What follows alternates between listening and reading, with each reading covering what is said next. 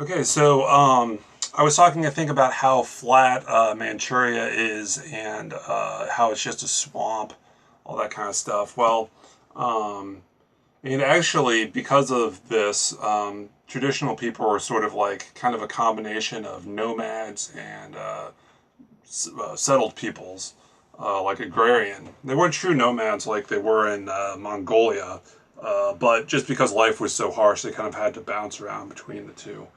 Um, Let me think, what else? Let me open up the chapter. Yeah, I got a map of Manchuria. Oh yeah, he goes to various different spots. So actually, northern Manchuria and southern Manchuria are quite a bit different from one another.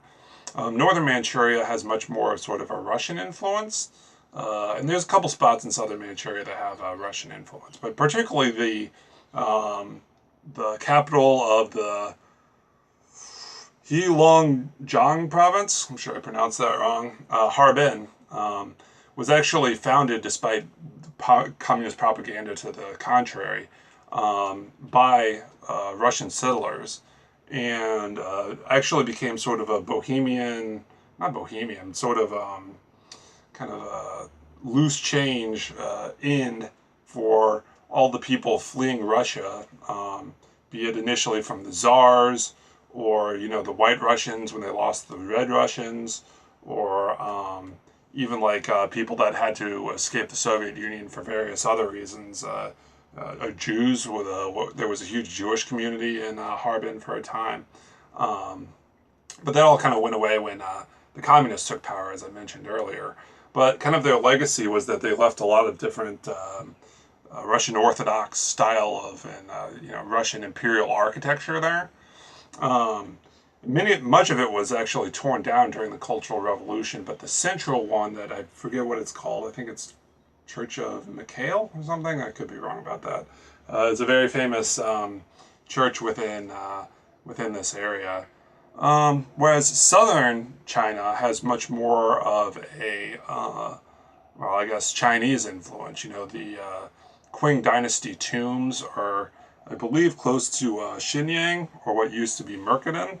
The city of Dalian and Lushan have access to the Yellow Sea, so there's just a lot more influence from Korea and China that way, or I should say the rest of China. Another kind of very strong group is in the eastern Jilin province. There's a very strong Korean influence.